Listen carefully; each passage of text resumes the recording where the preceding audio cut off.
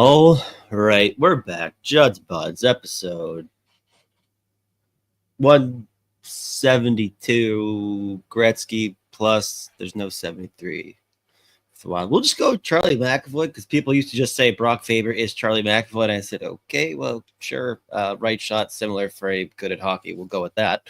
As always, your host, Hoaxy, joined by my good buddy, Mr. at Z Hoppy. Hoppy, how we doing?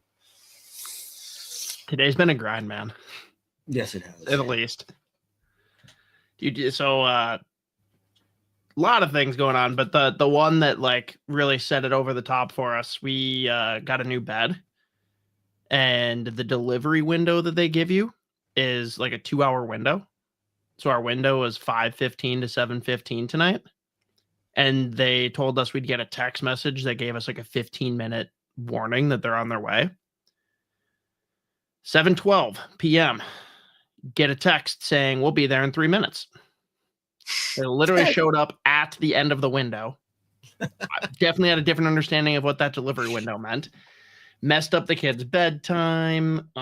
They like messed something up. So like we're just in a whole world of chaos. There's just a bed in the kitchen now. Fucking like gotta jump over that to get to the door. You know. Yes, we're just skipping the nooners and we're going right to stronger stuff. I mean, I don't know how they possibly could have fucked up the whole. Hey, we'll give you a 15-minute. Right. Heads up for the window. And they're like, well, 12 plus 3, 50, like there's a 15 in here somewhere. Like, we're just going to let you know that we're close within a 15-minute window of, I don't know. Either way, there's a 15 in there somewhere. Just the fucking weirdest possible interpretation of what that means. And on their way out the door, my wife asks, I'm like, oh, so is this it for you guys tonight? Or do you have more? They're like, we still got 2 more. Okay. They've also had a day and a half, huh? I was gonna say, like, I don't blame them. I blame the company that like sold it or whatever. But like, it was just, yeah. So yeah, I love that. I am in the process. So like, the couches that we have in our living room in my apartment basically are just not used at all. Like the only person who uses the living room is me because my work desk's out there. And I have moved one of them to the porch because I mean, like they're gross, like they're just destroyed from our last roommate. She's an insane person, and I'm in the process of getting a new one, and I am very nervous about ordering because I'm just gonna get it from fucking Wayfair. First of all, fingers crossed, no kids end up getting delivered. With that conspiracy theory, that was always weird. But I just know because it's me, whatever I get it's going to be not what I ordered. It's going to be just like a piece of shit and I will have paid too much money. They're like, no, it's not a refund. You'll be fine. I don't even know. Like I'm trying to like the one, again, one of them's on our porch right now, the old one. And the other one, I have to figure out how the fuck I'm going to get it out of this goddamn apartment. Because it's one that it's not like you can't really disassemble it without like fucking like taking like a fucking chainsaw. Like there's no, I was looking around, I was like, fuck, I'd have to like, I mean, I'd really have to destroy our living room to take this fucking thing apart and like reset to factory settings.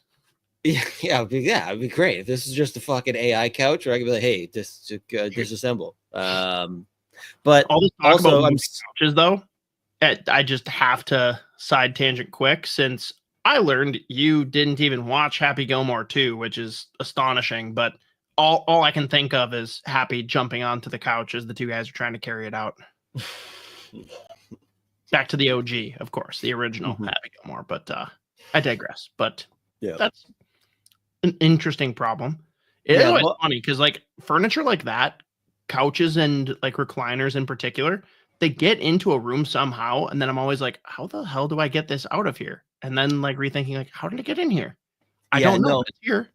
I think because the one I got out there is the smaller of the 2. And I went through the back because I just didn't want to go all the way around the apartment. Didn't really feel like bumping into anyone. I wouldn't really have to like pick it up at all by myself. But like the dimensions of this apartment also make no sense. Like whoever is like I don't even know how to describe the ridiculous dimensions of like the hallways. Like half the doors are they fucked up where they put it. Like it doesn't even close all the like it makes no sense. But like I just barely was able to fit the smaller couch through our back door, and I'm still watching my other roommate's cat who's back next week, and he is, I mean, insistent on breaking out of the apartment. Specifically the back door, because I really can't let him get out there because I'll probably never see him again, and then yeah, that's not great. Sounds like a solution. But like as I'm like getting it, it briefly got stuck, and I could just hear the cat fucking running across the apartment. I was like, "Fuck no!" Fucking ripped it through, and he jumped up as I was closing the door. It just went flying into the door after I closed it. It was chaos. And then I got it stuck in the tiny hallway again for like 5 minutes and almost ripped the porch door off the fucking it was in hinges. It was insane. This big one, I have to go out the front door, and I think it's gonna just barely fit, but that cat's gonna get out. I mean, he's going to. He has before, but he's too fat. Like he'll start running up the stairs to other neighbors' places, but he gets like halfway, he's like, all right, fuck this. I'll just go back down. Like he just walks back down on defeat every time he does get out. I'm like, you're a fucking asshole. I got shit to do. I can't be chasing you up the stairs. And he's like, yeah, I know. I only made it through I only made up like 5 or 6 stairs. But that's the current conundrum I'm in. So right now it's on its side. Our living room looks so funny. Like it is. There's just a couch that's on its side. there's nothing in there. My other roommate walked out of her room and she was just like, that hasn't always been like that. I was like, yeah, no shit. All right. Like, I'm working on it. Like, Jesus Christ.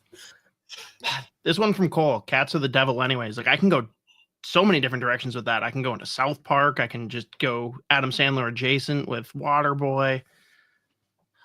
My mind is so like all over the place right now. Yeah. How this works. This cat's pretty funny, but like it's the same thing every single day, especially when I'm working remote. Like he's funny. Like he also is one of the rare cats that's like demanding attention 24/7. That's not a cat then. I mean, he's fat. Maybe he's very like he's crazy fat. Like it's insane how fat this motherfucker is. Let's be clear. Cats suck in general, blanket statement. Fat cats, I at least have a little bit of time for. He's pretty funny. Like he's pretty fat. No, Hoppy, I think you said he's pretty fat. He's pretty fat. Like no, he's more than pretty fat. But like every once in a while, if I'm working remote, like I'll go like walk to the kitchen and grab something to eat real quick. And I'll just come back and he's on my keyboard. And it's just be like, what's up? He's sent 2 work emails before I finished typing the emails. Last week I was like, fuck. No. Sorry, that was literally my cat. My bad. Garfield fictional cat rocks. Yeah, but like every day, if I'm home for a while, we're like friends throughout the day, like clockwork, 6:30 p.m. We're yelling at each other in my living room. I'm like, stop fucking whining. And he's like, he just starts yelling at me. And I'm like, shut the fuck up. And then my other roommate again walks out. She's like, what are you doing? It's just nonstop chaos. He just wants lasagna. That's it. I think he does. He like tries to not eat his food and then tries to jump into the fridge whenever I open it and eat what I'm going for. I swear we're going to talk about hockey soon, people. We're dragging this out because there's not much that we're going to be. Cat food. I saw something where like it was a short or TikTok or something, and there was the 3 producers of It's Always Sunny in Philadelphia. Rob Mack, which I absolutely love the name change. It's hilarious, especially when you hear him talk about it. Charlie Day and Glenn Howerton. The one guy who's like, I'm not using my real name because I'm going to be such a sociopath that I don't want to be associated. There was a challenge, and I can't remember what the alternative was, but Charlie ended up eating cat food, which he had never eaten cat food before, even though that's like their running bit. Like it's usually like just like tuna or something. He actually ate cat food, and it was pretty funny. And like he's like, the problem is if I choose the cat food, no one's gonna believe this is real cat food. And then Mac just grabs, he's like, let me see that. Puts up to his face like, oh my fucking God, no, that's cat food. Gives it over to Dennis, same thing.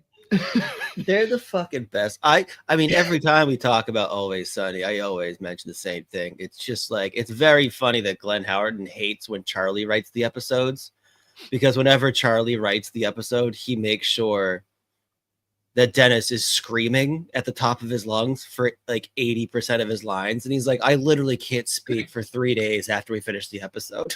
Dude, it's funny. He's though, like, without fail, every fucking time. Dude, he also said though that like no one writes Dennis better than Charlie.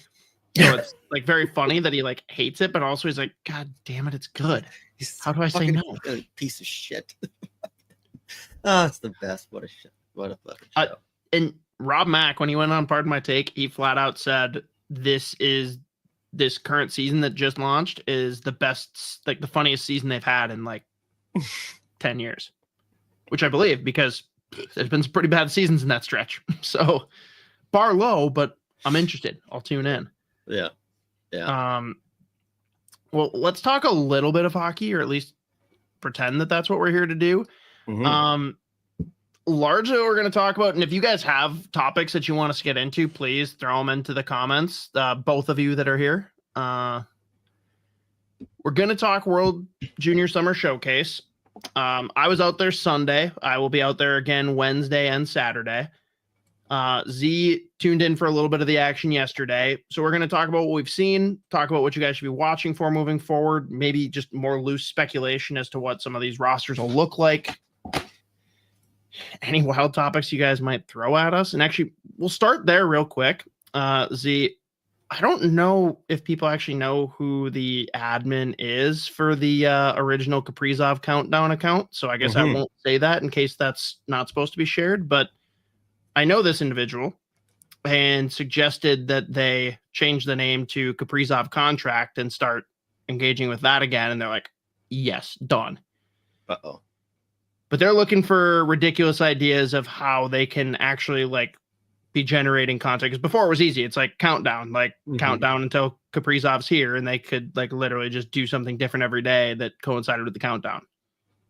Do we have any ideas? And I want people to, whether it's throwing it in the chat, whether it's circling back to us after this episode, but for @KaprizovC, now renamed to Kaprizov Contract with a K, of course. What do we want to see from that leading up? Whether it's speculation on what his contract is going to be, I don't know. Do you have any broad thoughts that we can guide them on? I mean, not off the top of my head. I'm sure as we continue along here, random shit. I was going to say, after a couple more drinks, I'm sure we'll have something. So we'll circle back on that. If anyone has like thoughts or ideas, throw them in the chat for sure. We'll have to do a little bit of light Book of Mammoth talk, of course. Continue the bit. A couple people got really mad, by the way. Did they? It's funny because it's only like 2 or 3 people that are like, screw you, this is a Minnesota thing. Why do I care about Utah? Guess what? I don't care. I don't know what they're talking about. This is not a Wild related podcast. And we will do some Happy Gilmore 2 talk as well as South Park, because holy shit, was that a doozy. But Z, again, allegedly has not watched Happy Gilmore 2, so that's just sad. I didn't think that I'd have to like tell you, hey, watch this. I assumed that was just...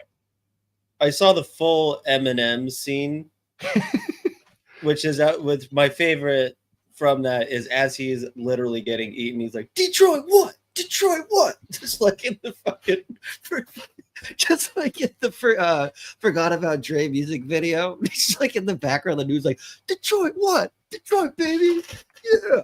It's very funny as he's punching the alligators in the face. The one thing I'll say before we get into that more deeply is so many cameos, majority of which rocked.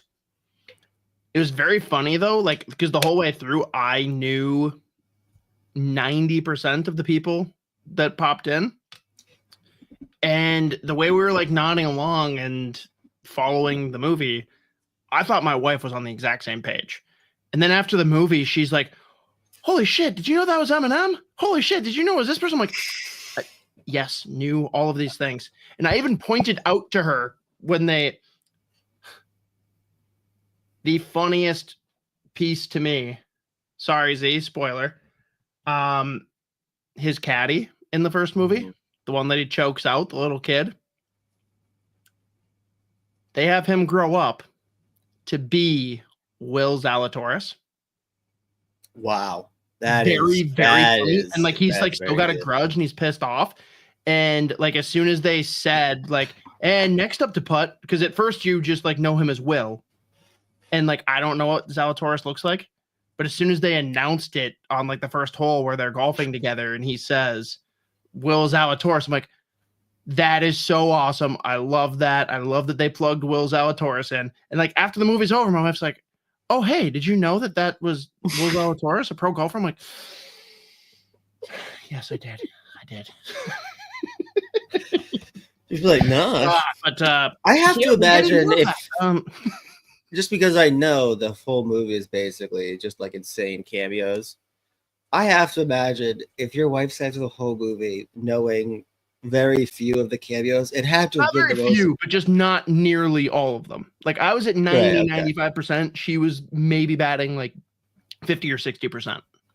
Like in my head, sitting through that movie, I would imagine, and knowing like 10% of the cameos would have been the most confusing like hour and a half of your life. You're just like, what the fuck is going on? Who are these people? Yeah. But yeah, I'll have to watch it. I probably won't. It the way that I described it,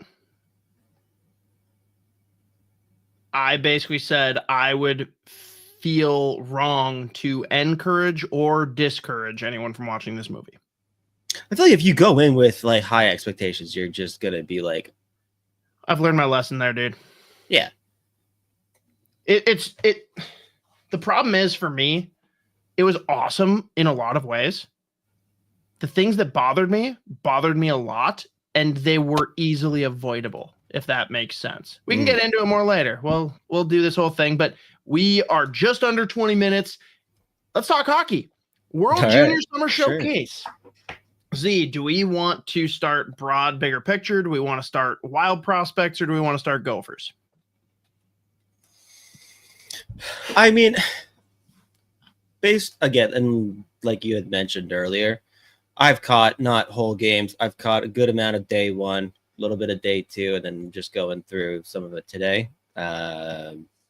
Like Ryder Ritchie playing on the same line as Caden Lindstrom, who looked fucking incredible, and then also told reporters after that he's not even close to being all the way back. That's terrifying. What a fucking get for Michigan State. But they're also playing on the same line as Malcolm Spence. So like it was very funny in my head. You have Malcolm Spence who's heading to Michigan, Caden Lindstrom who played with Ryder Ritchie at Medicine Hat. Ritchie's going to BU, but then Lindstrom's going to Michigan State. There's just a whole lot of overlap there. But I mean, like Lindstrom scores twice today, looks incredible, then tells reporters, I'm not even a little bit close to like being all the way back to where I was pre-injury, which is like obvious, but at the same time, with how good he looked, like, oh fuck, that's scary. And Ryder Ritchie also grabs an assist as well, which is nice. Like it shouldn't be weird because that's what we see on the US team always. It's just so funny to me that like, holy shit, we actually have to talk about the colleges that these Canadian kids have chosen, because I do not. No, that's not true. I absolutely want to set expectations high here. I am hanging out talking to SID for the Gophers after a bunch of the media availability, because for those that don't know, the games and practices are being held at Ritter, the women's rink for the Gophers, and Mariucci has no ice. So over there is where a lot of like the dry land stretching, a lot of kicking soccer balls for the Swedes, which was actually very fun to watch. Apparently one of them got a ball stuck on top of the Jumbotron. So that's fun. But that's where all the media availability happens, down there on the like cemented ice. It's a weird feeling, but it works. And everyone's cleared out from that first slate of games on Sunday that I was at. and Canada had just came in and were going to do their first practices late that night after those games. And they're doing the same thing as Team USA. They've got 2 different teams to start, and they're going to end up consolidating down to 1. But one of the teams for Canada is walking past us and entering the rink, and I just hear several guys, holy shit, this is cool. Just looking up and like seeing how sick the setup is at Mariucci. I'm like, come on. And one of them that I watched say it, I watched him utter it. I won't say the exact words because they might not be PG. Sean Aitchison is one of them, man. And my jaw dropped. I'm just like, please, I don't ask for much. Please give me this. Yeah, oh yeah. Imagine if like he ends up in Minnesota. 2 years. I mean, if only the Gophers coach was like around this event and had a chance to not only watch and evaluate these players, but maybe talk to them and give them a little bit of a pitch. That would be really cool. Would be pretty cool. Not the case. Would really be cool if that was the case, which it's not. But I mean, imagine you have eventually have 3 guys on your blue line: Jacob Bromback, fucking Maceo Phillips, and Kashawn Aitchison, just running around, absolutely destroying people. It would be incredible. So day one, not day one of all of the World Junior stuff, but day one of actual games being played. 2 very different games. So USA White and USA Blue played back-to-back against Finland and Sweden. Game 1 against Finland was kind of a snoozer in comparison. Hate to say, like, it was a good game and I enjoyed watching it, but then seeing the Sweden, I am glad the Sweden game followed the Finland game, because it would have been brutal watching the Sweden game and then watching the Finland game.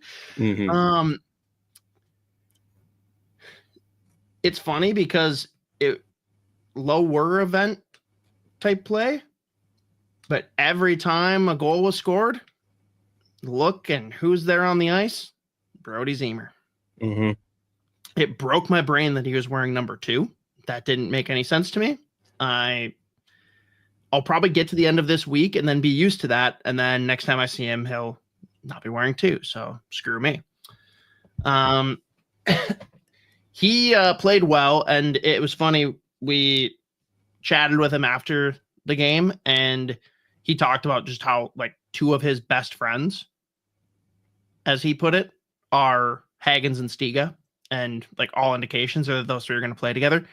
I just thank whatever gods exist in this world that they didn't somehow coerce him to BC instead of Minnesota. Thank Jesus. Mary, Joseph. I'm talking all of the Jesuses, tuxedo t-shirt, baby Jesus, full board. But he was exactly who he should be. Dominating net front on the power play. Just, I don't think we can possibly say more how much we love Brody Zemer. And his second shift of the game tries to decapitating a guy. Like, that's what I need in a dry summer competition where it's not going to be as physical. Seeing him just go right for a dude, I'm like, yes, this is the Brody Zemer that I support. He had not watched Happy Gilmore 2 and complained that the hotel does not have Netflix. And when we confronted him and said, well, you could watch on your phone, he's like, I'm not going to sit in the room and watch on my phone by myself. So, fair enough. Team guy. Let's see. The others from the Gophers that were playing in that first group against Finland were Jacob Rombach and... Man, I always get this guy's name wrong, and I wasn't even aware that he was part of the World Junior Summer Showcase. Now I'm gonna just like Gophers. It's one of those names that I'm not even confident pronouncing. He is not gonna be here this year. He's going out and playing a season for Penticton, I believe. Why can't I call?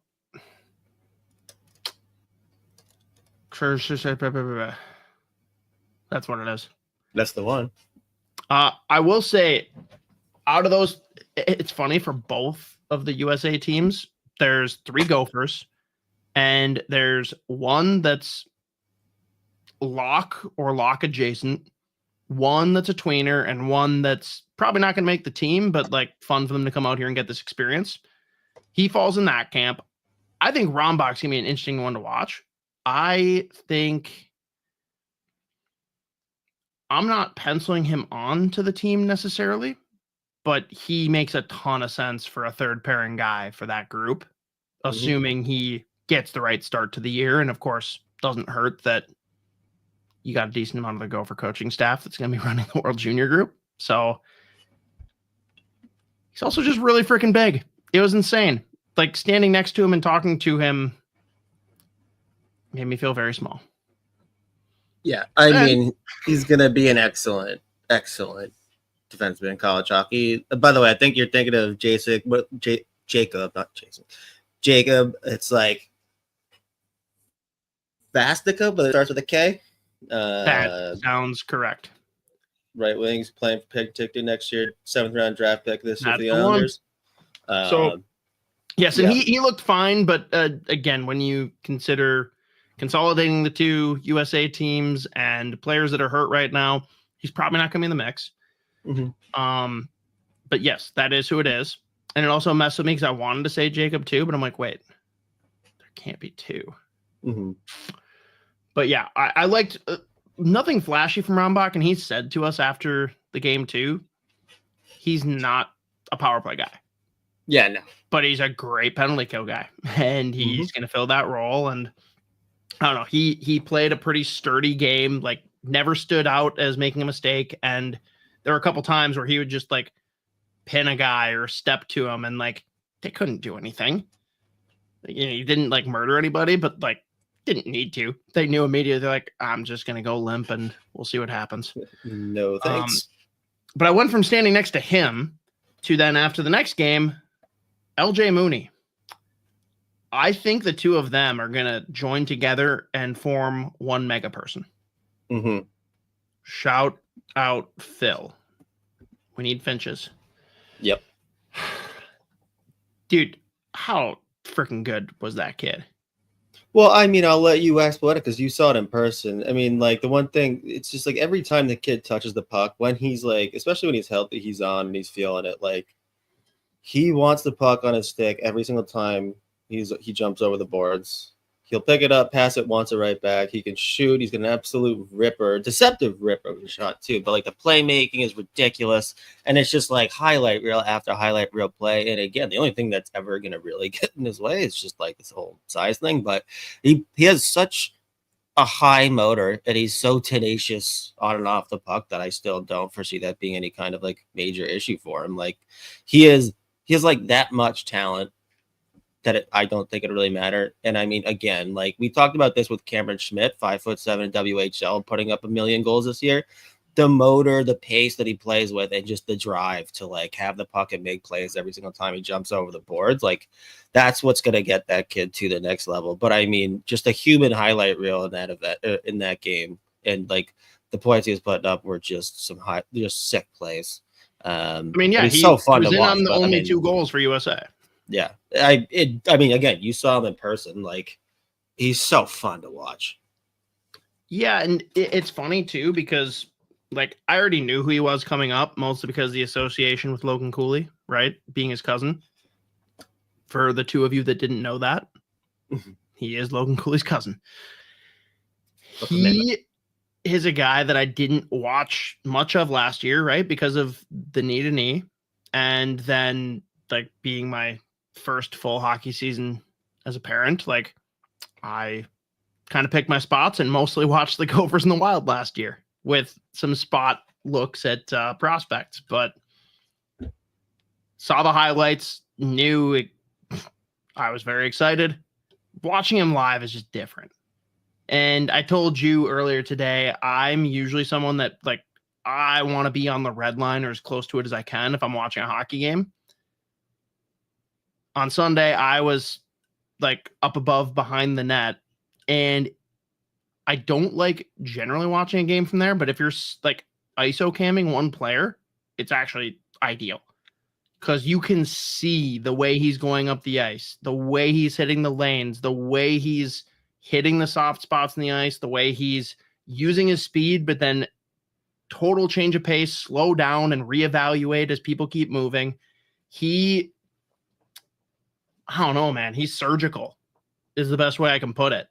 And it was very fun watching him on the power play because that kid, based on one viewing, he is obsessed with no look, absolutely wiring it across the ice with a perfect pass that the guy's just not ready to one time because I was faked out. Like I don't know. The skill is absolutely there. I mean, no one's ever going to get over his size, I'm sure, because that's just the sport we're watching. But dude, everything I watched out here, there's no reason to think his size is going to hold him back either at the U20 level or in college. Obviously, transitioning to pro is going to be a different thing, but we had him on Fellowship of the Rink. Episode will be dropping with his full interview on Thursday. And weird, the team that drafted him just so happens to have short king of all short kings, Marty St. Louis, as their head coach. Think he can figure it out, just like, no, they don't have any short players on their team that are really fucking good and lighting up the NHL. I can't think of one. No, I can't think of any. I mostly can't think of him because he wore Badgers red, and that's just disgusting. Yeah, can you imagine though if he was there when Hastings was? He probably wouldn't have even been drafted. He wouldn't be he'd be out of hockey. He's retired. Yeah.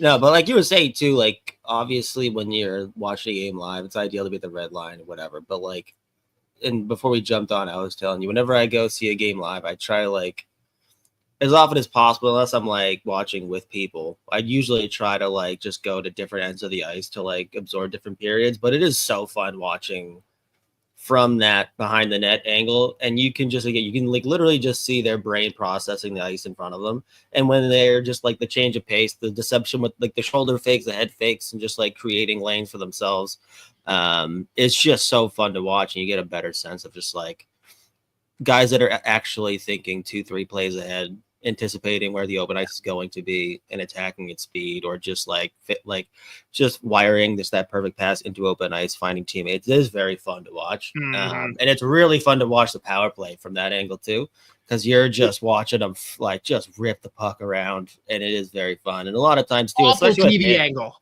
Let's terrible for TV. When they do it on TV, I want to punch everybody. Yeah, not good. But it's fun with him watch from behind the net. General fan experience, watch from the red line. That's my take.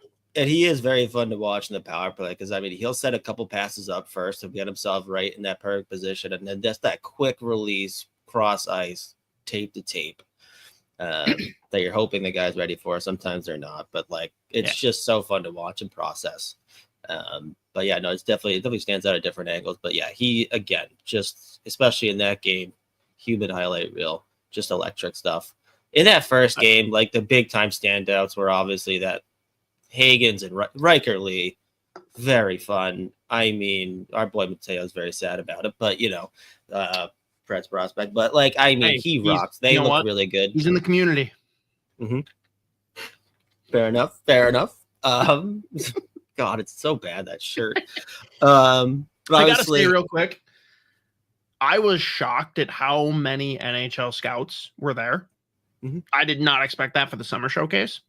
There were a majority of teams were represented, and I texted my brother because he's a Flyers fan, and like right in front of us was 3 guys wearing Flyers garb, and one of them is Chris Stewart, which I was unaware that he was actually part of their like development staff. He like told me to say hi, and I was like joking with him, and I told him like, oh, one of them is Chris Stewart. He's like, the guy that got a cup of coffee with the Wild? That explains why their prospects don't develop. Like, damn. I mean, yes, but also mean. All right, fuck. But yeah, there was a lot of NHL scouts. I was surprised. Yeah. Yeah, no, they usually are Oh. very well represented there. They Jupe's in usually the all chat. I was hanging out with Jupe and Vigo for the entirety of that.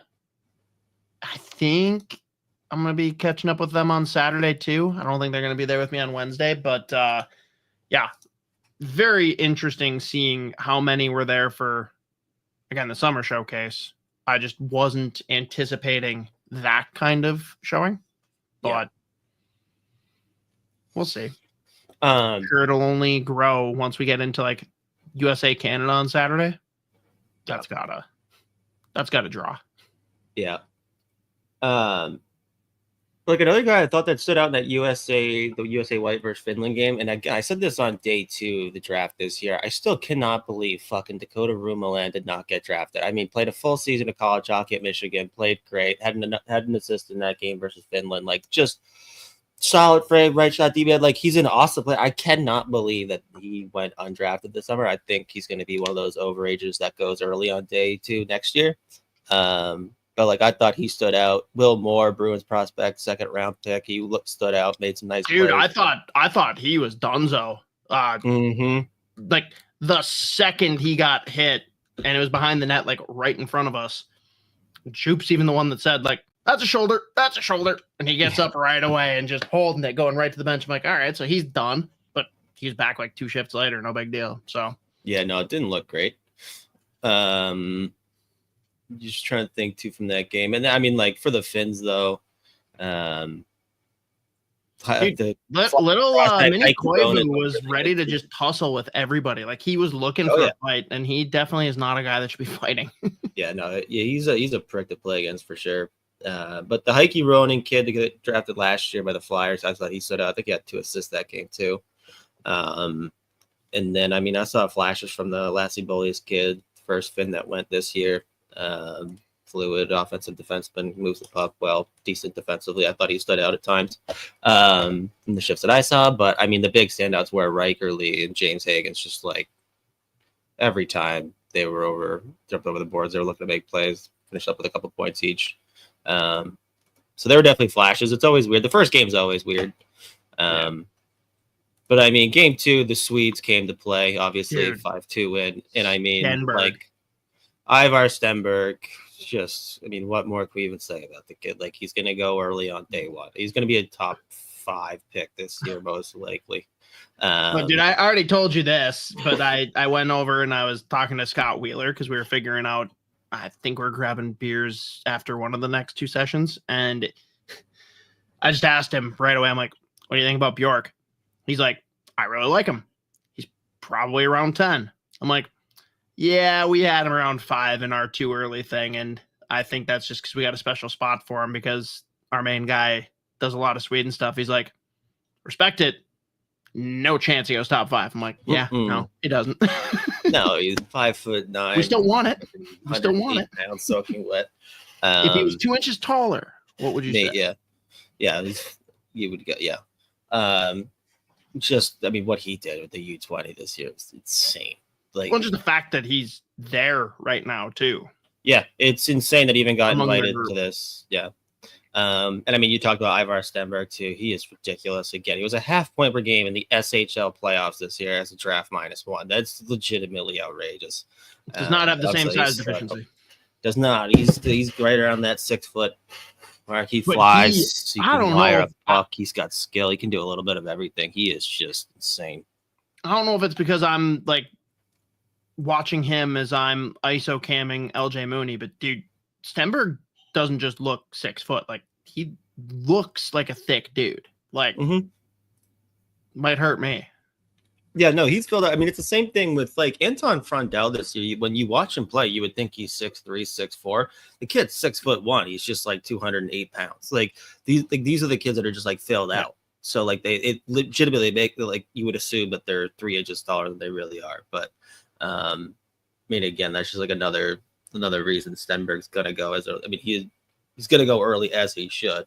But there was a big reason he was able to play in the SHL so often this year, and how good and why he was able to like get legit ice time, and it paid off in the playoffs as a draft -1, which like does not happen. Like, usually guys that are like draft in their draft years playing in the regular season, they'll get a minute and a half of ice time, maybe. So like the stat lines always look weird, where it's like this kid's going top 10. He had 2 points this year in the SHL. It's like, yeah, because they never play. So the fact that he even touches the ice is impressive. Meanwhile, Ivar Stenberg is a draft -1. He's playing like 10 minutes.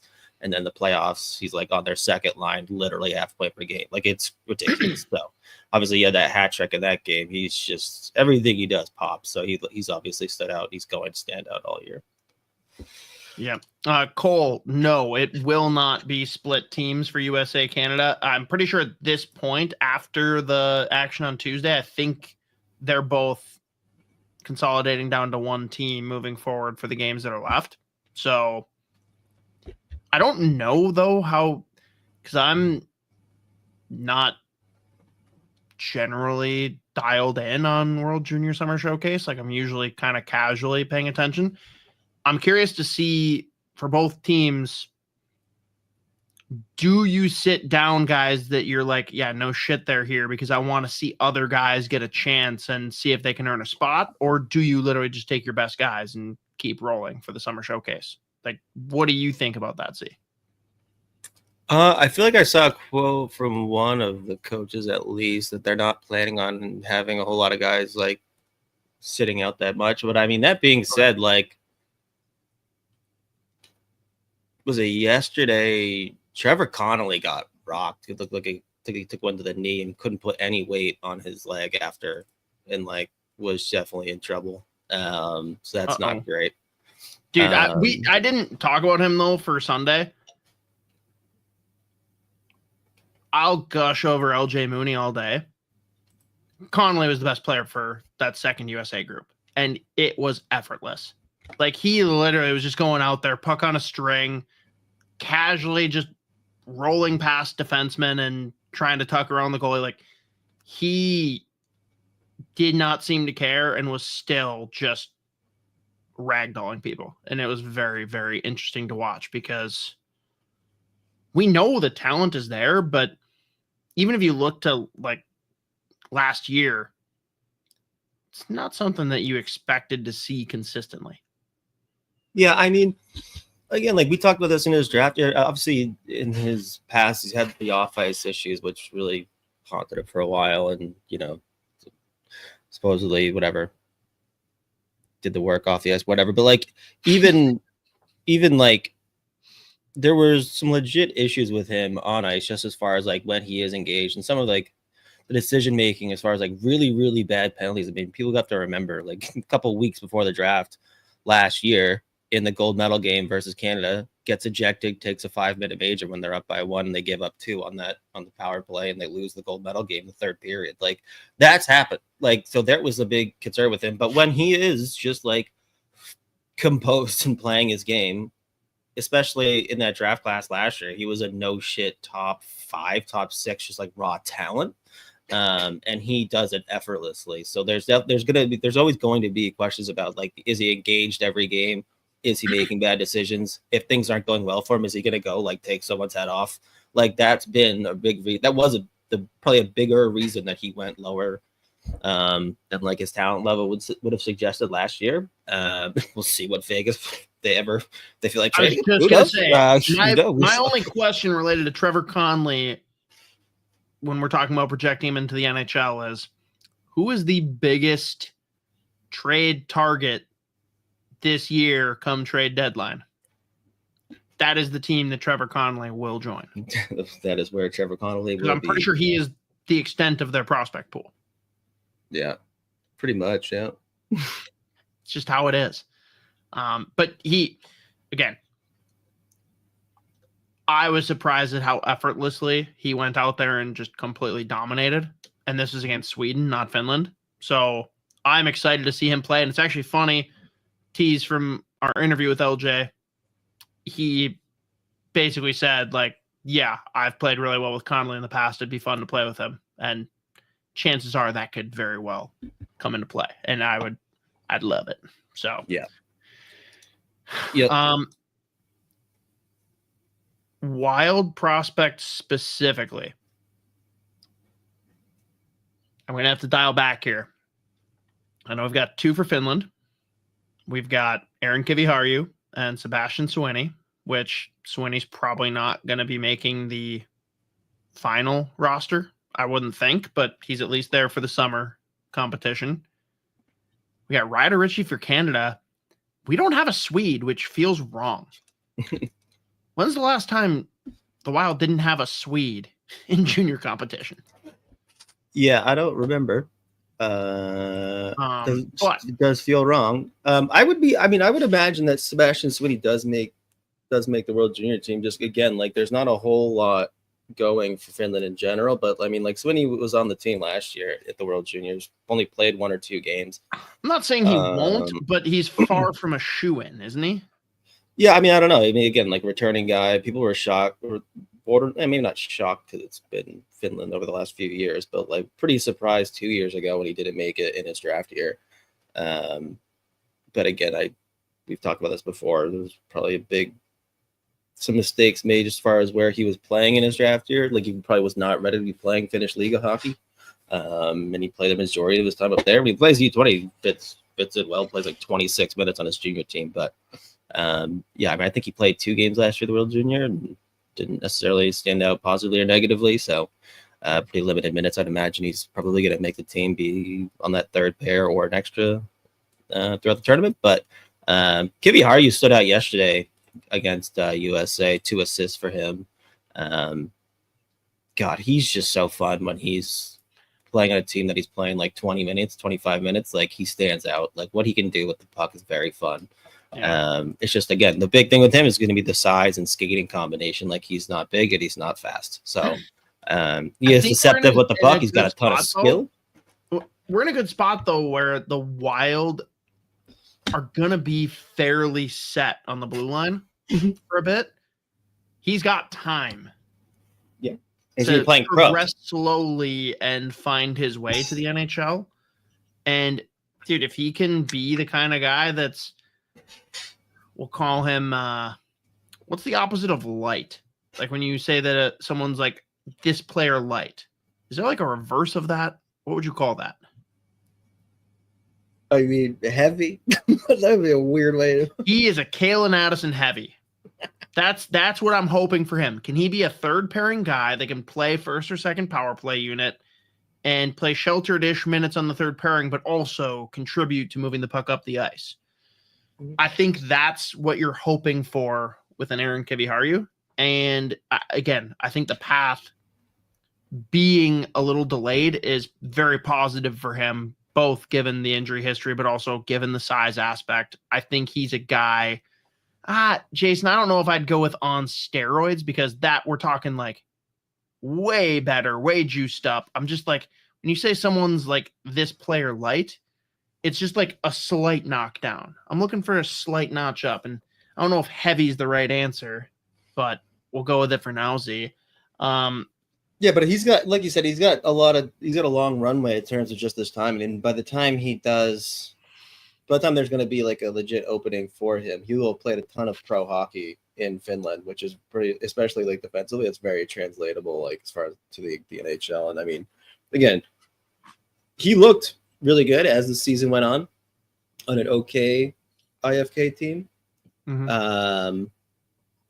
And he had like throughout the season, he had spurts of like 6, 7, 8 games where he was playing 25 minutes, got a couple points. Like again, really good on the power play, can rip a puck. And it's just really smart. He's got a ton of skill. So it's just there's going to be an issue with the size and skating. Like it's going to be something he's going to have to navigate. But like given that long runway, he's going to have played a ton of pro hockey in Finland by the time like there is an opening for him. So that's going to be good. God bless Jason and Cosgrove giving us all the options. We got Kalen Addison Plus, Kalen Addison 2.0, and Kalen Value Added Addison. I'm going to go with Kalen Value Addison. That's how we do it. Value Addison. Yeah, there you go. Let's just save syllables, condense it. But yeah, I think he's a guy that's, if healthy, a shoe-in for the Finland roster, and I think he's going to be a fun one to watch come tournament. I mean, he's probably going to be their captain. I mean, wasn't he? Right. There was a captain last year, so he's going to be playing 26, 27 minutes. Wasn't he? He's going to be playing a ton. We were supposed to have him for an interview on Wednesday when Isha and I go, and apparently he's sick. So Hmm. maybe Saturday. Fingers crossed. Because that's a guy that not only is he like talented, like that kid can talk. He's got the personality, dude. Oh yeah. He does. And I just want to dive into like, did you plan ahead when you went up to Billy G, or was that like off the cuff when you said? He was just fuming, for sure. I was Livid buzzing. that he I was saw so red. I don't sober. even know what I said. What did I say? Did I punch him? Oh man. I think the biggest one though, and the one that everyone's interested in, Ryder Richie. What is the likelihood of him being on Team Canada in December?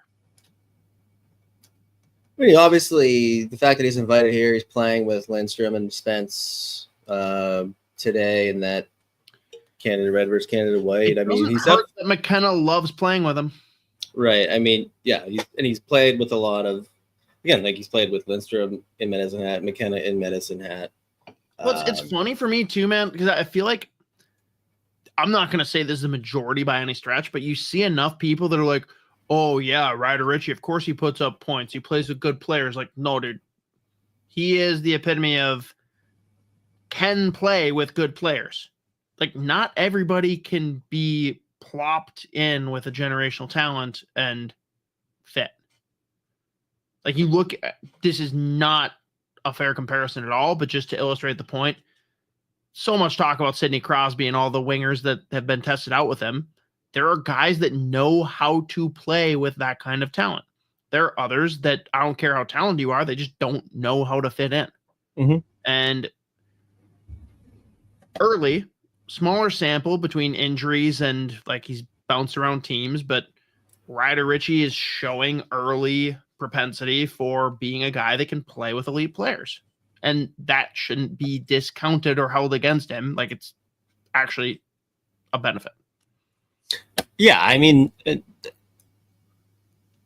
gotta remember too, like he has like legit, like this is a legit player. Like he's a legit high upside. But see, he was taken in the prospect. second round. He sucks. Yeah, exactly. You but famously I mean, had like him, I think 29 or 30 in your rankings. So yeah, and I mean, again, in that draft year, was it 24? Yeah, 24. I mean, he's right around a point per game on a really bad Prince Albert team where he's basically by himself. I mean, like, I remember just like writing about him, talking about him, like one of the smoothest, flashiest players in that draft class in general. So it's not like this is just like, oh, yeah, of course he's going to go somewhere and like just produce. Like, he is a legit player. And I mean, he had his injury issues, last year leading up to the World Juniors and everything. And people got to remember, too, he was a Team Canada guy for the length of the U18s. Like, he's been a Team Canada guy. He's just had like that really bad injury last year that like obviously did not help his stock. So I'd imagine he's got a good chance of making this team. Where he plays in lineup, I don't know. But, given the fact, too, that there's going to be some of these guys, well, a good chunk of these players from Team Canada last year probably aren't going to be coming back because they are going to have to like change the way they build out this roster. But a lot of these guys will be playing in the NHL anyway. So like guys like, Easton Cowan, like there's going to be players who are going to be vying for NHL spots. And if that's the case, they're probably not going to be going back to World Juniors. I think Cowan aged out anyways, but I can't remember how old he is, but maybe he's got one more year. But yeah, I'd say Ryder Richie's got a decent chance of making the team. You plop in your middle six, you got a legit high upside, tons of skill, can shoot, can pass, make plays, super flashy, really smooth, good skater. Like, he can give you everything offensively. So there's no reason he can't make this team. And against the fact that he's invited here to be playing with guys like Spence and Lindstrom, who are in all likelihood going to be playing for Team Canada in the World Juniors, I think that bodes well. Shoot, pass, and score. What, to kind of wrap up World Junior Summer Showcase stuff, because again, there's plenty more to watch the rest of this week. Cover the Gophers. We got, I feel like Zemer and Mooney should be on the team. The ones that we're not sure about, Rambach and Whipple, who unfortunately had a tough outing on Sunday when I was there, but a guy that's done a lot of Team USA stuff, like certainly in the mix for consideration. I feel like Mason Moe and again, I'm just not even gonna pronounce the name because that would be a disservice to him. But I feel like they're there for a good experience, but probably not realistically making the roster. Do you think Rombach or Whipple make the team? It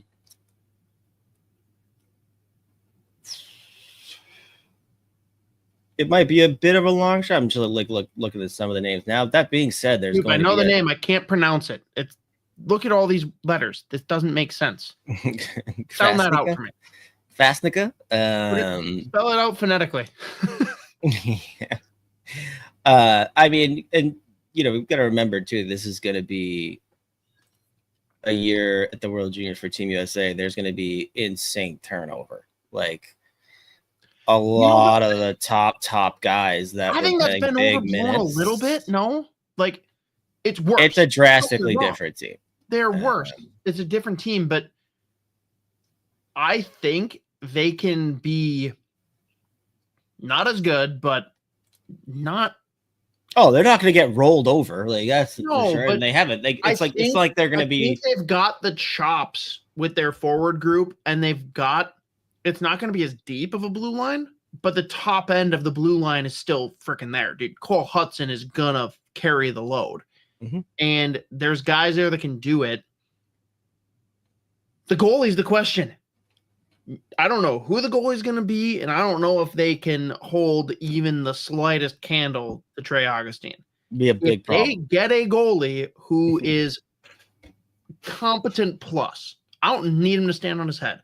I need a goalie that's not going to lose you games. If they get that, I'm not saying they're front runners. They're not. But I would be very unshocked if USA won their third one if the goaltending holds up. Yeah. But that is the big question mark. And a couple of weeks ago, Bob Motzko said it on the show. He's like, be honest, guys, I have no clue who our goalie is going to be. And I'm pretty sure all the goalies coming in are very aware of that. And it's cool for them because, like, they know they have a chance, but also like, holy shit, who's actually going to do it? So yeah, I mean, the big thing with like Rombach too is like it's not often that guys that just get drafted end up going right away, but he fits the mold of the type of defense they like to bring. And like again, when you've already got like a Cole Hudson running around out there, like. That bodes well, but like you've got 6'5" Adam Kleber, who's probably going to be, or who will be there. EJ Emery. I would be curious to see what they want to do with like a Blake Fiddler, who's played legit WHL hockey, looks fucking incredible, gets drafted this year later than I thought he would. That's for sure. Even a guy like who's a kind of like the mix of a little bit of everything. Henry Brustovitz. We talked about him before. Big fan of him. Henry. Nope. Bruce, yeah, exactly. Henry Ope.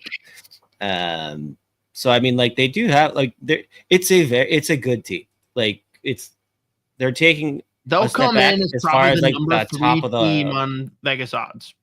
Yeah, and I mean, like we've talked about our expectations are like for James Hagen's college season this year, taking the reins at BC. It's going to be the same thing. And, I mean, he was right up there in points, scored in the gold medal game this past year. So, like, he's going to be on the ice every other shift, most likely.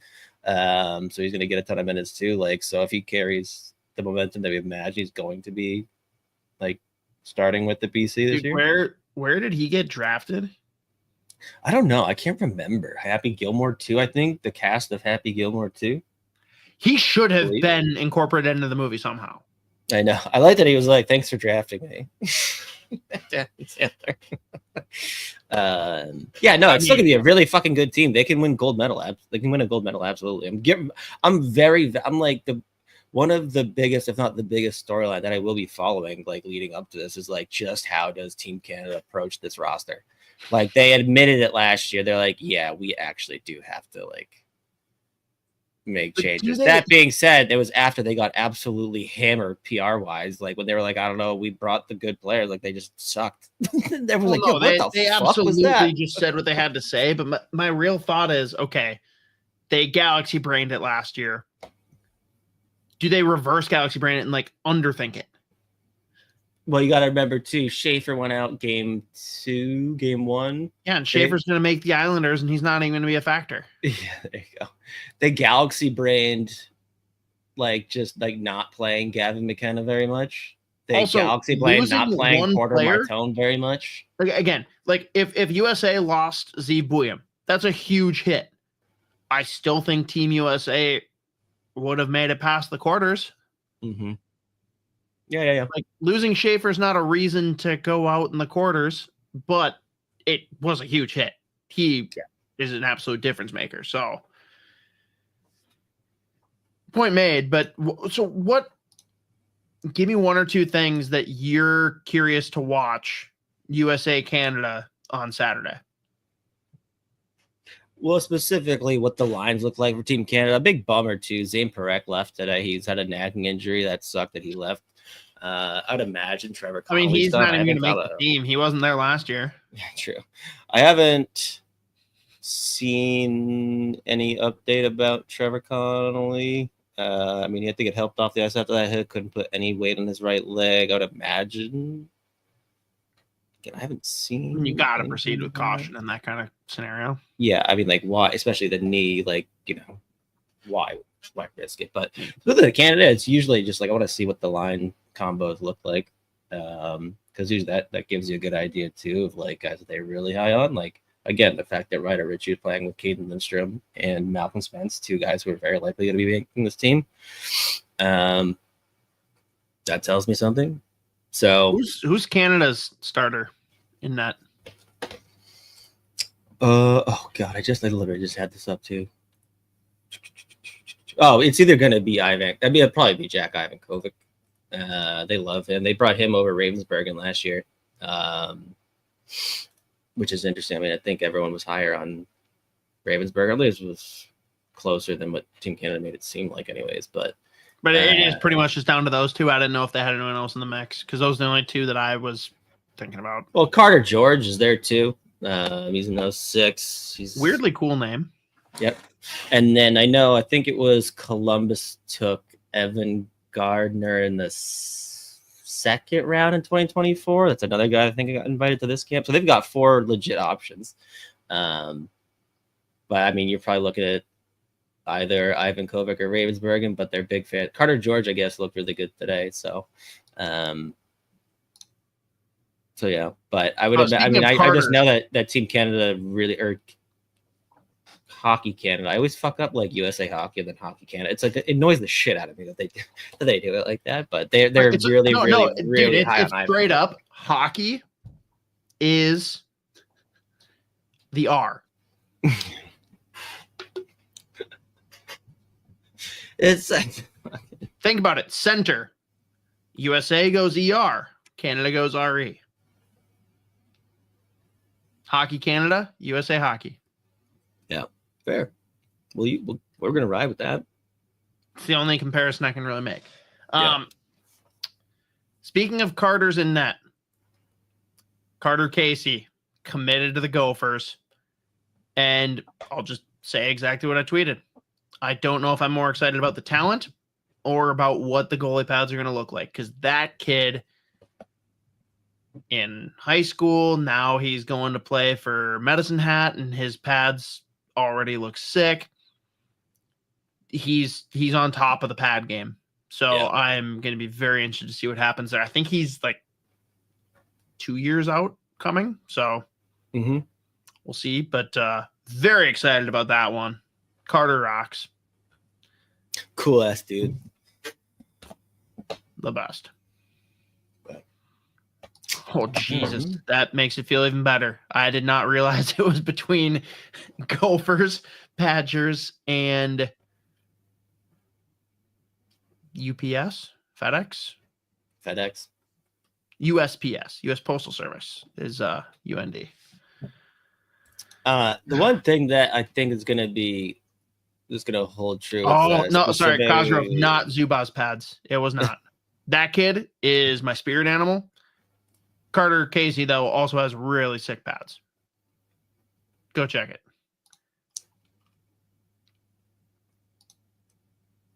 Sorry, what'd you have? I was trying to think, like off the top of my head, maybe it's not as dramatic as I thought it was. Now that I'm looking at the roster again, but just because I remembered some of the guys who got drafted this year, last year, that are going to be on this Team USA for the World Juniors, it was like, it's very funny because I picture there's gonna be a couple of guys that are like 5'10", and then there's like just gonna be a bunch of like 6'5", 6'6" monsters. It's like, this hockey team is fascinating. It's like they're either fucking massive or they're just little fellas who are lighting it up and are like probably, as far as talent goes, like some of the best players here. But I don't think it's as dramatic as I thought it was. Fair.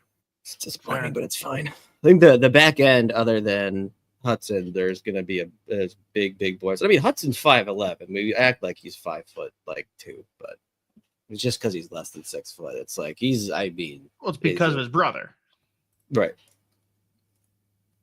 Who is also good at the hockey. Only thing I saw come through, and hit us up in the chat if you have anything else wild related. But Sloth comes in and says, Rieger Lorenz expectations. What do you want to see?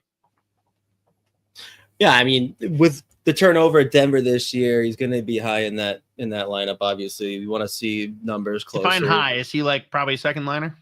First, second line, I'd imagine. He's going to be in was it year 3 now? 3? Yeah, year 3. No, he's a senior now. No, yeah, year 4. We want to see numbers closer to what the numbers were his sophomore season, obviously. I mean, again, like weird deployment last year, a whole lot of defensive hockey. Numbers didn't jump, but I would imagine, just given the fact he's going to be on that first, second line with all the turnover, he's going to be like one of the go-to guys in the power play. He's going to be on the PK. Like, he's going to log a ton of minutes, that's for sure. So I want to see him right around a point per game at least. Denver's still going to be fucking good. I mean, like I keep forgetting that they're bringing in Christian Epperson, like an overager that should have got drafted last year but didn't. But that's like a really good get for them as well.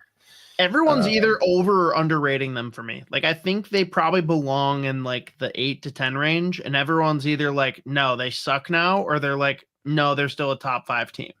Right. And I'm not on either of those. I think like 8 to 10 is a very suitable location for Denver to be, and they could absolutely prove me wrong. But you lose Zeev Boyum, you lose your top scorer as well, and you lose your goalie who has done incredible things for you.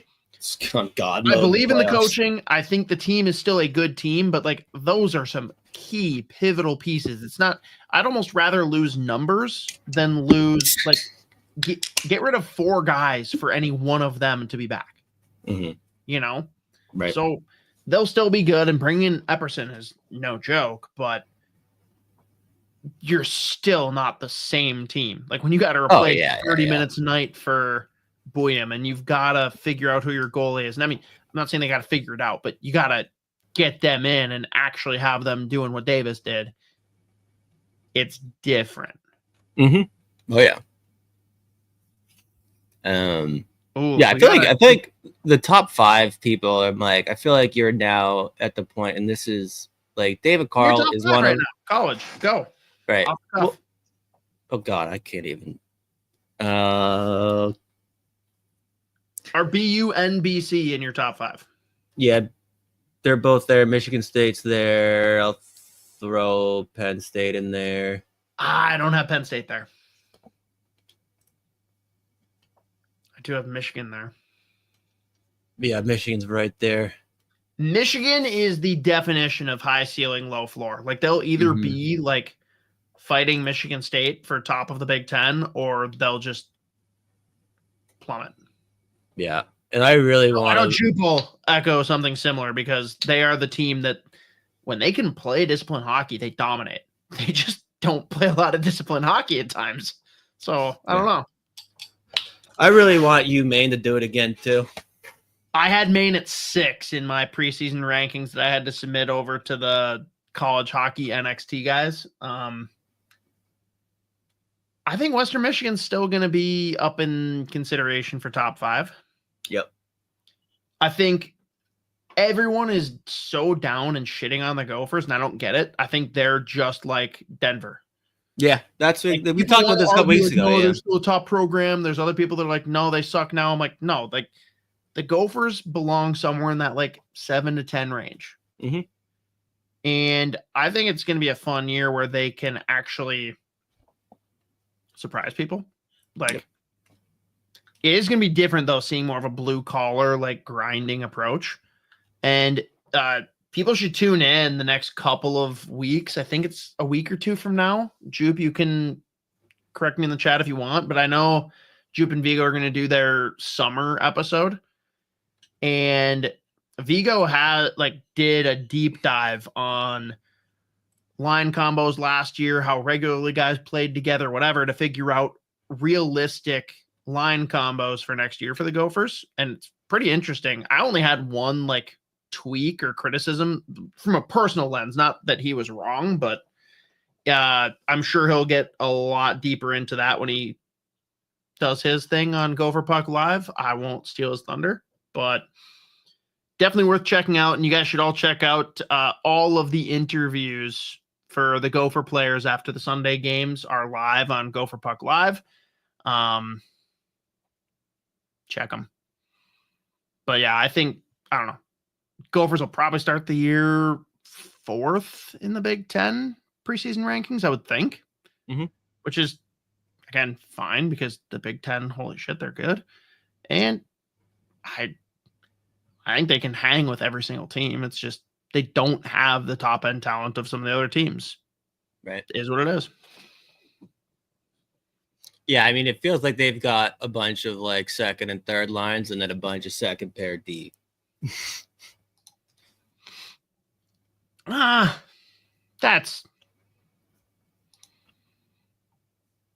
a Luke Middlestat defender. I was gonna say Luke Middlestat's gonna put up crazy points, but Luke Middlestat's sick, and I think Cal Thomas will be a de facto second pairing defenseman. But like as far as shutdown defenseman in college hockey, he's got to be top of the list. Yeah. So yes, outside of that, you're not wrong. Your boy, who you were just fascinated by, Gruba, will probably. I was literally just about to talk about Gruba. Like Gruba's another guy that you look at, and you're like, yeah, he's 6'6", and it's like, I mean, he's a big weight, but he's 6'2". Big, but he's thick with several. Yeah, when we watched that fucking Gruba Strabel collision, and well, I mean, it was the noise. I was like, oh, they're both dead. They have to both be dead. The look on your face, based on the noise alone, was incredible. It echoed, dude. It was like, Jesus Christ, who's dead? Yeah, the ref's like the foul. Oh, 2 fouls. But that, for Wild fans that just continue to shit on Charlie Stramel unnecessarily, him just devouring a guy like Leo Gruba just tells you how much of a fucking locomotive that guy is.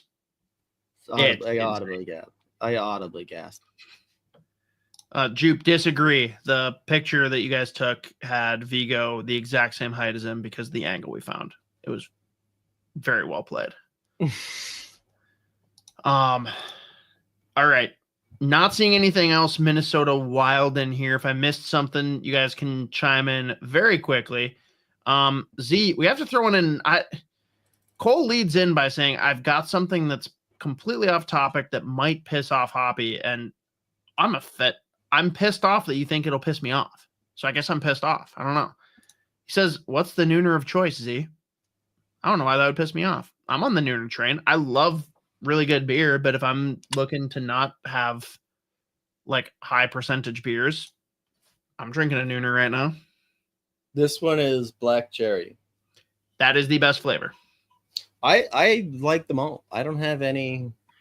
There's definitely some that I dislike. There's a tier ranking. We'll have to like do a power ranking of nooner flavors. Yours will just be S tier across the board. Right. They're all good. Like this one I'm having lemon. Yeah. Fine. This is like in the middle group. Yeah. Ish. That's fair. That's fair. My top ones have to be black cherry, peach, mango, That's probably my like top group. Give me any of those three, I'm not going to complain. Lime's in there for me. Lime's in the middle group with lemon.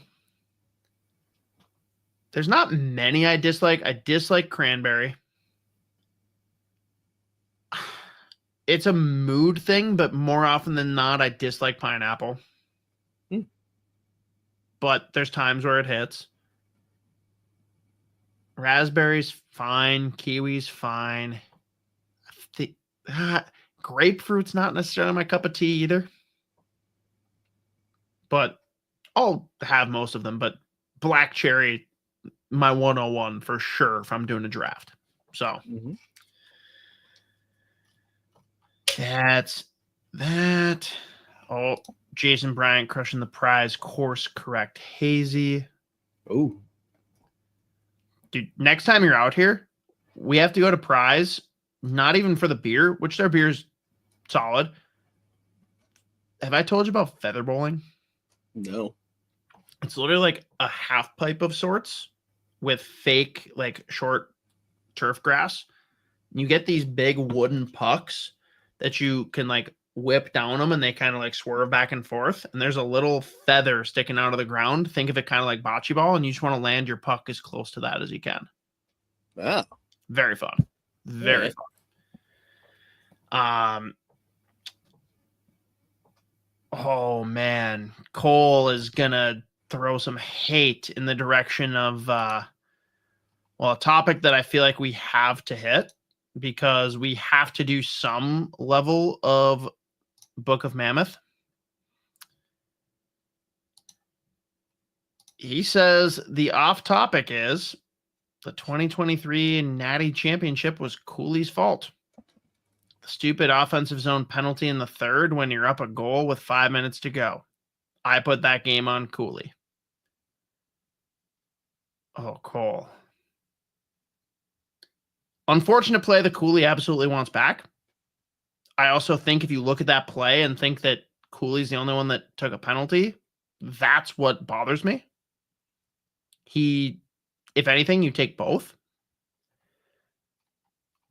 And here we go. That loss was on Nyes and Snuggard. Wow. So Cooley, we're going to throw both of his line mates under the bus. Neither of them scored a goal in the last month of play that year. Fair. That game goes on everybody. Like, I am. We've said this before. Shutting it down was insane. Yes, I am a Bob Motzko defender. Not in that game. And to put it in perfect perspective, I am with my dad and my brother-in-law, both of which are like more casual hockey fans. And that was like the first time I talked them into doing the Frozen 4 trip. And like they both are like addicted now. So we literally go to every Frozen 4. That's like our tradition. This year's in Vegas. Fuck yeah. And they both looked at me like halfway through the second period, probably. They're like, we're up 2-0, but we're going to lose this game, huh? I'm like, holy fuck. You guys can see it too? It's really that bad. Got it. To get a lead and play prevent defense, try and preserve the lead to win against an older, more veteran team, that'll haunt me forever. And people want to like get mad about like not having Faber on the ice for the opening faceoff. Like, I'm sorry. Sure, you should have your best guys out there, but I don't care who's out there. You shouldn't get scored on the way they did right away in overtime. That game was lost before overtime happened. It was really shitty to have it over immediately when overtime started, but like, dude, that game was so... It started so great, and you just saw the turn where they're like, yep, we're chipping the puck out to center.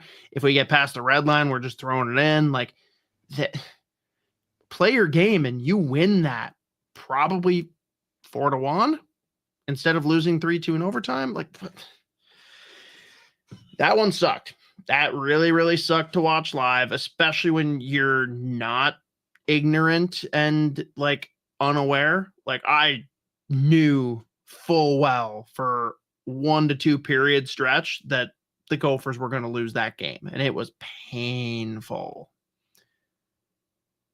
Dumb play by Cooley, sure, but come on, blaming the game on him or even saying like, dude, he was reacting to something else that happened. Never retaliate because you're always going to be the one that's caught, but like that was a weird chain of events, and there were plenty of other penalties that should have been called throughout the game. I'm not going to blame him. It's easy to point at and say that that was the issue. I get it. And I'm sure he even looks back and kind of blames himself and holds some regret, but like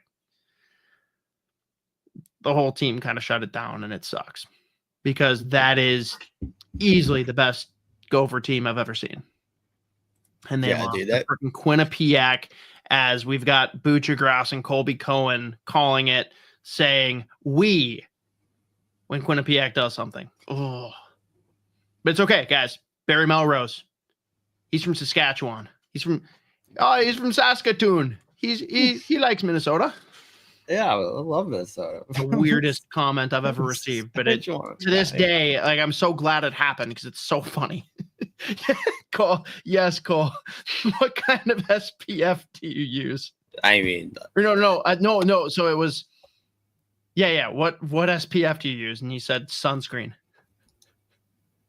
It's like, I'll be honest. That quote, I was like, oh, that's the best team of all time. Like they're gonna win it. They're never gonna lose a game ever again as long as they're playing. Matty Nyes is definitely the Gopher alum that I most want to get on fellowship. Yeah, that guy would be a riot. It was very weird at that game. Matty Nyes is a big dude. Agreed? Yes. His older brother is half his height. And I ran into him like during the game, and I'm like, holy shit, this is like breaking my brain that I have literally a miniature Matty Nyes. And it was even better because I just said hi, shook his hand, introduced myself, and said, hey dude, can I buy you a beer? And literally within 5 seconds, someone walked up and handed him 2 beers. He's like, I'm good. All right, fuck. I'm like, yeah, all right, you're good. Which is fortunate because holy shit, the beers at Amalie Arena were not cheap. Oh God, yeah. And I mean, just because fucking, I think Cole said it also about, not to just bring up the game again, that the fucking backhand pass from Quinnipiac, the OT winner, was sick. I mean, just the perfect weight right on the tape. 10 seconds into overtime was nasty, but that's that. Yep, that game will hurt for a long time. But it's funny because we're teasing the LJ Mooney interview. I figured for Book of Mammoth, we got to talk about Logan Cooley. Do you see him being their 1C long term? Does he pivot to the wing? Is he a guy that you think gets dethroned by someone else and pushed down the lineup? Like, what is his future as being a staple of the Utah, now Mammoth, formerly Hockey Club, formerly Coyotes? Formerly Hockey Club, formerly Coyotes. Yeah, no, I mean, especially right now, even though the guys they have coming in, I would have been like, he looked that good last year. Yeah, I'd look at him as a 1C of the future, long term for sure. He played center last year, looked incredible, put up a lot of points. I mean, he's playing in between Keller and Genther. That's fucking just, I mean, that's must-watch TV. That's a line that's I'll pay to go watch them play. So yeah, no, I definitely, I think that's an easy one, no doubt. 1C long term there. Just especially with the guys they have coming in. They drafted Kayla Desnoyers early this year, but I mean, even I've said this before, he's just an ideal elite middle 6 center though. He was just such a good 2-3C, probably 2, just given that he does have that legit upside, but there are very few players that have the same upside as like a Logan Cooley. I mean, he showcased it obviously last year and really popped. And the fact that he's in between again, Genther and Keller is just awesome. So yeah, that's an easy one. I do think it's very funny that LJ is gonna wear Cooley's desired number for the Gophers that Cooley couldn't wear, and Cooley's been stuck on his transition number ever since. He's wearing 92, wore 92 in college, won at 18, but that was Mason Nevers. Hard to take I guess at that point he was a 4th year, ended up being a 5th year, but hard to take that kind of guy's jersey. Yeah. Which is very funny to me. Then LJ comes in, I gotta imagine mostly because of him, which really means we all got to go back and thank Jimmy Snuggerud for all of this. That's true. Because it'll never be said, it'll never be proven. I don't know if I see him at the Gopher alumni golf outing next week. I'm really tempted to find a way to ask him, but like he absolutely poached him from Notre Dame. You will not convince me otherwise. Yeah, well, that's and our I story. love that he did it. That's our story. We're sticking to it. I do wonder how much that gets talked about at like World Juniors and stuff. Like, guys, I'm shocked it doesn't happen more. The guys that play together the program don't just like huddle up, be like, yo, so where should we go together? Like, how is BC landing that line of Will Smith, Gabe Perreault, sorry, Wild fans who hate Charlie Stramel for no reason, and Ryan Leonard? Like, how is that the only time we've seen that happen? I don't know. This cat's going insane. I have to fucking open the door. Oh, this is going to be quite the group. Crookshank. Like Nice. he's driving up a wall. He's literally out there like, ah! Ah! It was so annoying, dude. Did you hear him? What? No, not at all. Yeah, he was like, the last one was literally like, ah! Oh my god, dude. But yeah, I don't know. Like we covered way more than I thought we would. Look at that. And we've got to at least lightly dabble then, going back over to just the nonsense we talk about with TV and general entertainment. First one from Cole, top line from Happy Gilmore 2. I'm going to be honest that I don't even have a quote. Mm-hmm. It's more just the cameos and the moments that I can reference that were great. Like I can't pull a quote. Yeah. I don't think. Because most of the good ones would have been repeats. But I will say we're going to get into bitching session here because I've already said it earlier in the show. There were a lot of great moments. Most of the cameos knocked it out of the park. Funny. I have a ton of criticisms, but the biggest one and the only one that I'll do for today, because I'm counting on you to watch us at some point so we can actually talk about it, dude. And maybe it's just because I know movies and I remember quotes and like I don't need reminders. They did a ton of flashbacks within, not to like show you something like, hey, let's tie this in. It was, hey, we just told a joke that's a callback joke to the original movie. Let us show you the clip from the original movie to make sure you get it. That pissed me right the fuck off. Like, oh, hey, you probably don't remember this. Like, first off, I'm a real fan, so I absolutely rewatched Happy Gilmore the night before, you pieces of shit. But also, I'm pretty sure there was like one or two things that I might have missed if I hadn't watched it the night before. Like, by and large, like, these were all very well-known things that they're like, oh, hey, in case you forgot, we just want to show you how it actually happened. I'm like, no, I'm not about that. You don't need that. Yeah. That pissed me off. Yeah, no, that always sticks. Like, hey, remember that though? I'm like, hey, yes, brother. I mean, yeah, I remember it. Yeah, I mean, the only line I can pull that I already said was funny. Detroit, what? Detroit, what? Cosgrove, technically, yes. technically, yes. Bob Barker was in the new one. Kind of.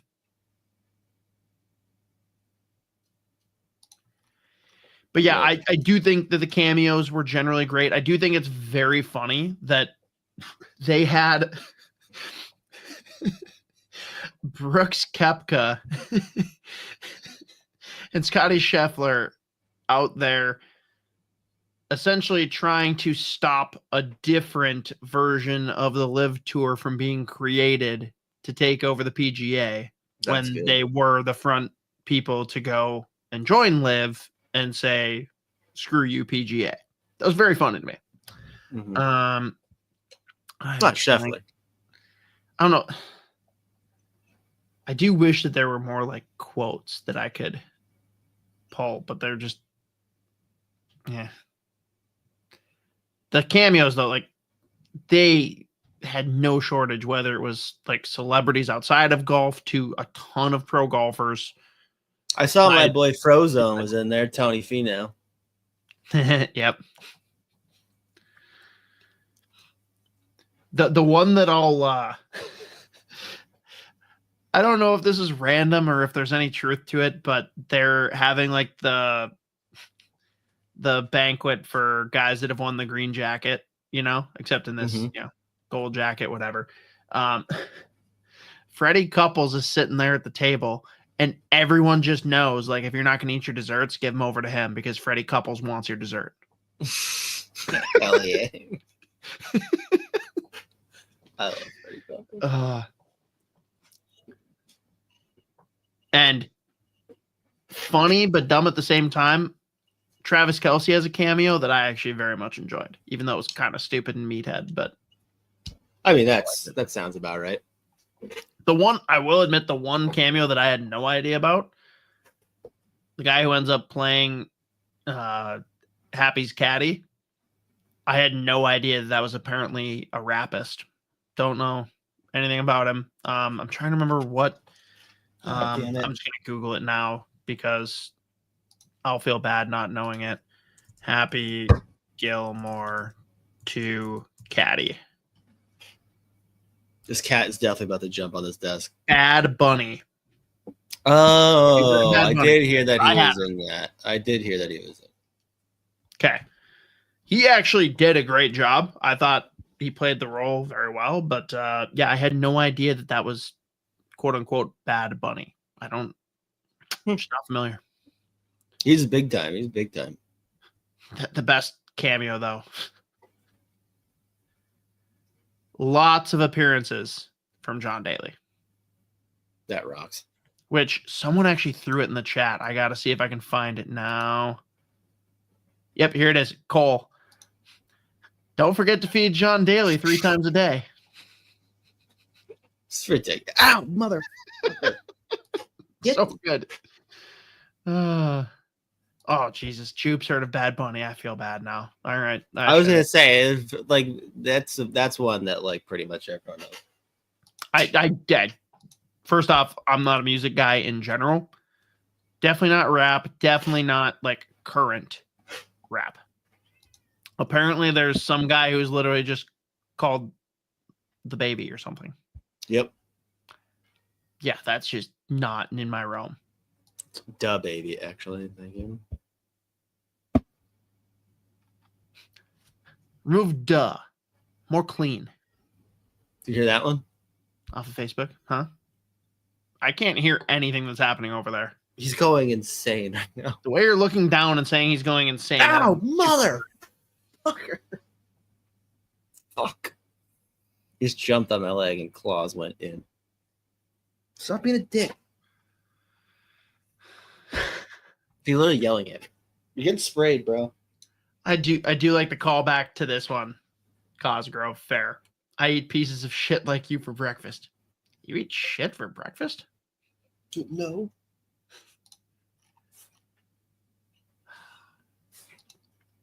But the bigger one, and I won't spend a ton of time on it because I'm guessing you haven't watched this yet either. Did you watch the premiere of the newest season of South Park? I saw the big clips. It rocks, especially the context of everything. It's amazing. But do you understand like the full backstory? Like remove Trump.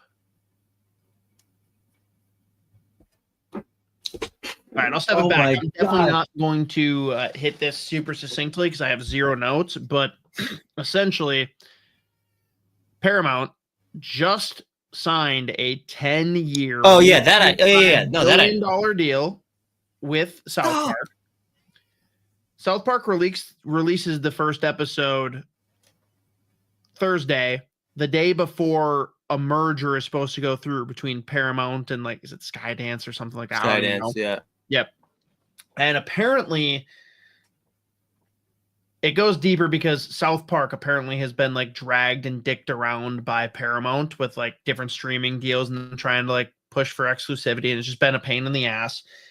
And what was that? 1.5 billion? 1.5. Well, so the 1.5 billion just happened, but apparently their merger was only being held up by a lawsuit from Trump for some reason.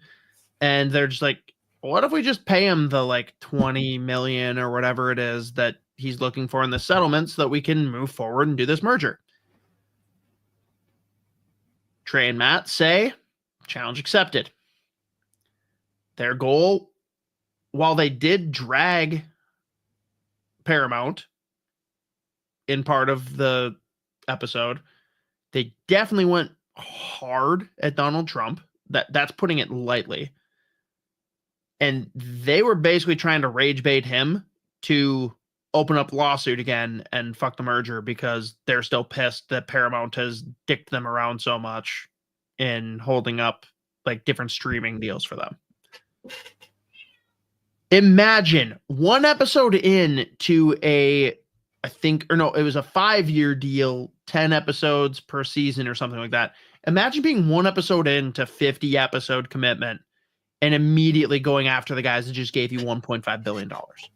Oh yeah, no. So I knew that backstory. I wasn't sure if there was a different one, but like, yeah, oh yeah. But what gets overlooked, and I won't even get into the Trump stuff because, Jupe pretty much hit it. Saddam Hussein is all you need to know. They basically directly called him Saddam Hussein and had some very funny jokes to go along with it. What got buried was Cartman being an absolute fucking gem in this. He is upset because NPR gets shut down by Trump. Mm-hmm. And Cartman loves nothing more than listening to NPR and hearing the stupid libs, quote unquote. Yeah, that's what I and now he doesn't know what to do with his life because he can't listen to and make fun of stupid libs. And it's gone. So like he's mad that woke is gone, but not because he like supports being woke, quote unquote, but because he can't make fun of woke people. And I feel like with all the stuff with Trump and all the news around Paramount, like people are just shoving aside this brilliant satire about Cartman losing his identity because he can't make fun of people. When really, like, some people would look at it as like, oh no, he's sad that like people aren't woke anymore. It's like, no, he's sad he can't make fun of them anymore. That's it. Yeah. Yeah. They rock, dude. The South Park dudes. They're the best. They've been pretty hit or miss for the last couple of seasons. This episode alone has restored my faith that Trey and Matt are back. Like, I really hope this is a precursor and setting the tone for what the rest of the season is going to be, because I am so dialed and ready. I'm so excited. Yeah. They are back in their bag. Hell yeah, dude. It's Satan.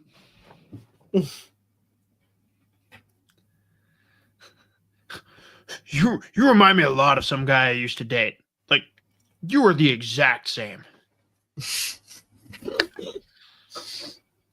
Oh, Saddam.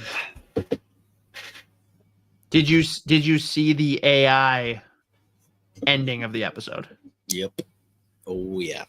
They really were like, I wasn't even prepared for that. Anyone listening, you can just go watch the episode for yourself, and oh my God.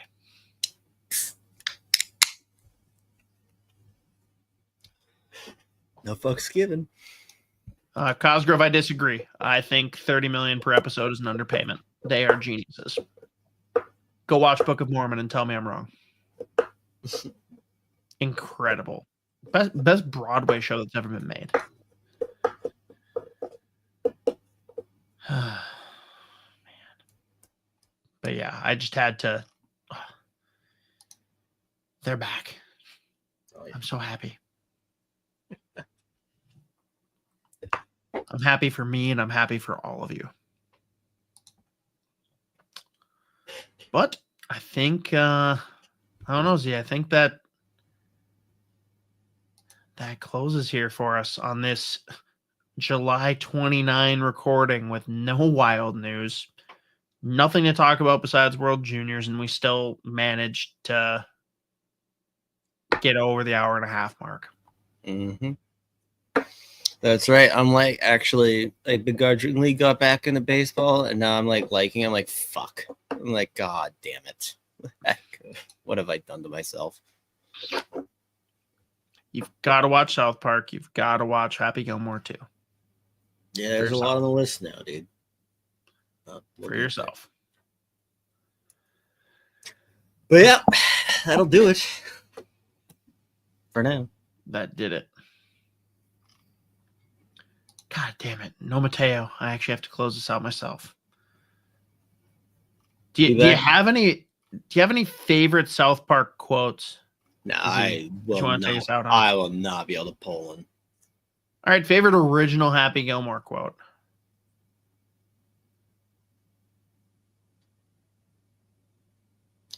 Grizzly Adams did have a beard.